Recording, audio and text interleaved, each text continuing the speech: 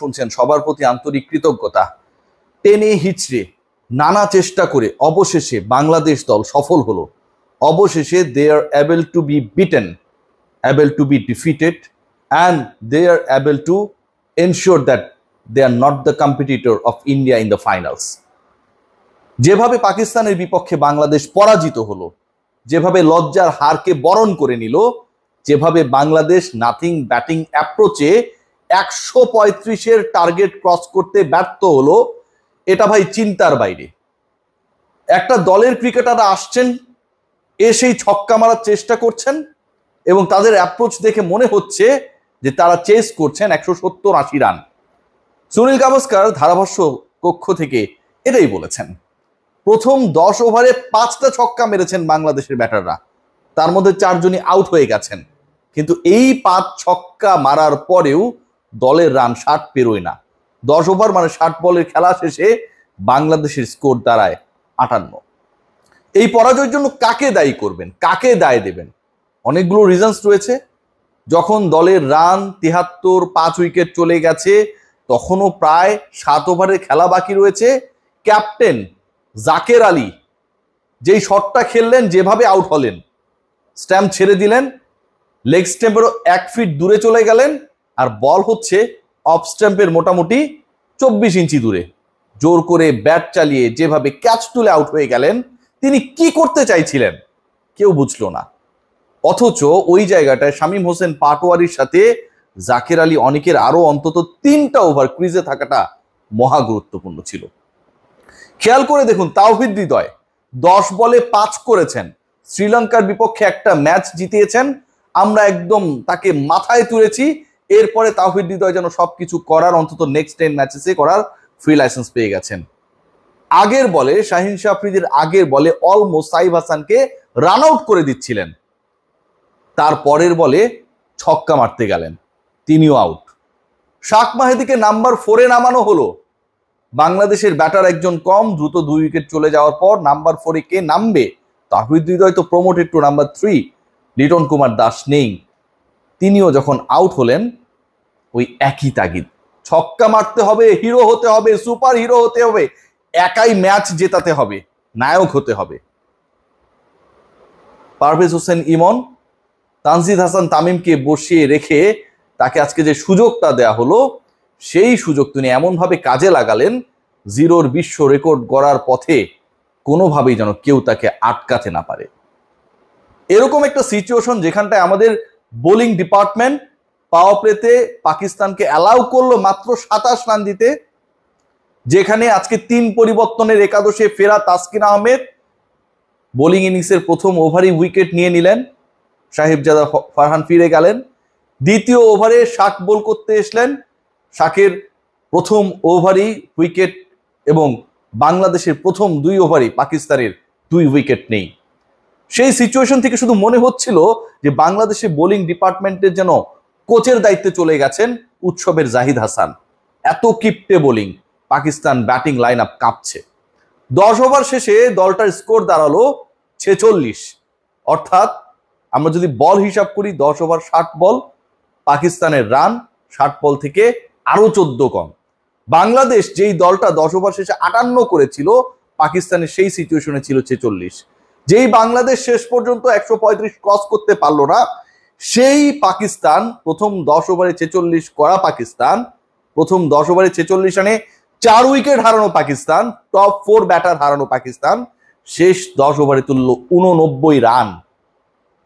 সেখান থেকেও যেন বাংলাদেশ কোনো শিক্ষা নিল না যে তাদের আগের ইনিংসে যেই দলটা ব্যাট করলো, ধ্বংসস্তূপ থেকে যারা একটা চ্যালেঞ্জিং টোটাল বাংলাদেশের দিকে ছুড়ে দিল, কোন অ্যাপ্রোচে তারা খেললো, সেটাও যেন বাংলাদেশের ক্রিকেটাররা, ওই 11 ক্রিকেটার মাঠে থেকেও দেখেন নাই।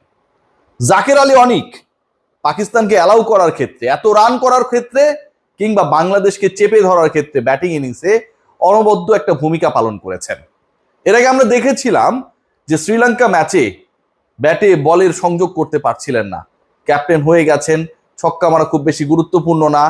এরপরে আজকে অনেক জায়গায় দেখলাম যে রেডি প্রোডাক্টের অনেক প্রশংসা হচ্ছে। 18তম ওভারে নিয়ে আসা হলো বোলিং করার জন্য শাক মেহেদিকে। যখন পাকিস্তানি ব্যাটাররা থিতু হওয়ার চেষ্টা করেছে, যখন পাকিস্তান তাদের ইনিংস বিল্ড আপের চেষ্টা করছে এবং যখন আক্ষরিক অর্থেই শাক মাহাদির বল খেলতে প্রবলেমে পড়ছে, ঠিক সেই শাক মাহাদিকে রাখা হলো 18তম ওভার পর্যন্ত। সেই ওভারে এসে তিনি 13 রান দিলেন।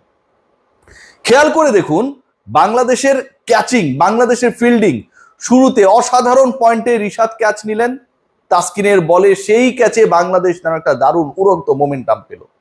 পরের ক্যাচটাও মিডনে রিশাদের অসাধারণ ক্যাপচার। এরপর রিশাদ 7ম আর 9ম ওভারে এসে নিজেই 2 উইকেট নিলেন। ফাখর জামান যখন ডেঞ্জারাস হওয়ার চেষ্টা করছিল কিংবা তালাতকে ফেরানো, বাংলাদেশকে দারুণ একটা মোমেন্টাম দেয়া, পাকিস্তানের স্কোর 100 ছুতে পারবে কি পারবে না পুরো জায়গায় এই কনফিউশনটা ক্রিয়েট করার ক্ষেত্রে he played a big role. প্রথম 2 উইকেট পতনে 2টা ক্যাচ তার, পরের 2 উইকেট নিয়েছেন তিনি নিজেই। রিশাদ হোসেন যেই মোমেন্টামটা ক্রিয়েট করেছিলেন, পরবর্তী সময় সেটাকে ক্যারি আউট করেছে তাসকিন আহমেদরা। শেষ পর্যন্ত শেষ 10 ওভারে 89 তোলার ক্ষেত্রে কখনো ক্যাচ ছেড়েছেন শাক মাহেদি, কখনো ক্যাচ ছেড়েছেন পারভেজ হোসেন ইমন, কখনো 2 ব্যাটসম্যান একই প্রান্তে চলে যাবার পরও ফিল্ডার যেন দেখছিলেন না যে থ্রোটা কোথায় করতে হবে। শাহিন শাহ আফ্রিদি লাইভ পাবার পর আরো প্রায় 20টা রানের কাছাকাছি যোগ করলেন। বাংলাদেশের এগেনস্টে এই রানগুলোই আসলে শেষ পর্যন্ত ডিসাইডার হয়ে গেল। ভাবতে পারুন 2018 সালের পর এশিয়া কাপে আরো একটা ফাইনাল খেলার দ্বার প্রান্তে থেকেও ডু অর ডাই ম্যাচে সেমিফাইনাল, বলা হচ্ছে অঘোষিত সেমিফাইনাল, সেরকম একটা মোমেন্টামে থাকার পরও এই বাংলাদেশ শেষ পর্যন্ত পারলো না। শুধুমাত্র দলের থেকে ব্যক্তি স্বার্থ, দলীয় স্বার্থের ঊর্ধ্বে গিয়ে সুপার হিরো হবার প্রবণতা ডুবিয়ে দিল পুরো দলকে। বাংলাদেশের ব্যাটিং দেখে যে কেউ ভরকে যেতে পারে। পাকিস্তানের রানস কত সেটা যদি আপনি জাস্ট হাইট করে রাখেন অথবা এমন কাউকে জিজ্ঞেস করেন যে প্রতিপক্ষ কত রান করেছে, দেখার দরকার নেই বাংলাদেশ এভাবে ব্যাট করেছে। স্ট্যাম্প থেকে সরে গেছে, ছক্কা মারতে গেছে, তুলে মেরেছে, ক্যাচ দিয়ে আউট হয়েছে। রিভার্স করতেই হবে আমার প্রিয় শামীম হোসেন পাটোয়ারিকে, তিনি থাকলেই হয়তো বাংলাদেশ ম্যাচটা জিতে যেত। করতেই হবে। বোঝা যাচ্ছিল যে পরের বলটা শাহিন শাহ আফ্রিদি স্লোয়ার মারবেন। ধারাভাষ্যকাররা বলছেন, কোচের অ্যাপ্রোচ বলছে আমার ব্যাটার যে প্রান্তে ফেস করবেন শাহিন আফ্রিদিকে, তিনি রিভার্স করতে গেলেন। এই যে একটা সিচুয়েশন, এই যে স্বপ্নভঙ্গ, এই যে এককভাবে হিরো হবার চেষ্টা, এটা আসলে বাংলাদেশ দলকে কখনো বড় করে নাই। মনে আছে মুশফিক মাহমুদুল্লাহ তীরে এসে তরি ডুবিয়েছিলেন ভারতের এগেনস্টে, শেষ পর্যন্ত বাংলাদেশ ওই ম্যাচটা জিততে পারে নাই। সহজ জয় বাংলাদেশ পায় নাই, সবাই সুপার হিরো হতে চায়। জাকের আলী অনিক, খেয়াল করে দেখবেন আজকের এই ম্যাচটায় যেই সময়টায় তার এবং শামীম পাটোয়ারি থাকাটা খুব গুরুত্বপূর্ণ ছিল। ক্যাপ্টেন হিসেবে খেলছেন, দায়িত্বের জায়গাটা কত বেশি ভাস্ট। একটা বারের জন্য ফিল করলেন না যে তিনি যে আগলি শট খেলে আউট হলেন, পুরো বাংলাদেশকে আসলে এই শটটাই ডোবানোর জন্য যথেষ্ট ছিল। তানজিম সাকিবের ব্যাটিং দেখে আমার আফসোস হচ্ছিল একটা পর্যায়ে, জানেন, যে আসলে অন্যরা যেভাবে খেলছিল, সাকিব যে অনেক অনেক কিছু করে ফেলছে ব্যাপারটা এরকমটা না। অন্যরা যেভাবে খেলছে তানজিম সাকিব হয়তো তাদের খেলাটা দেখেন নাই, বিরক্ত হয়ে। পারভেজ হোসেন ইমন 0-তে ফিরে যান। তাওহিদ হৃদয় সফলতার পর টানা ব্যর্থতার বৃত্তে নিজেকে বন্দী করেন।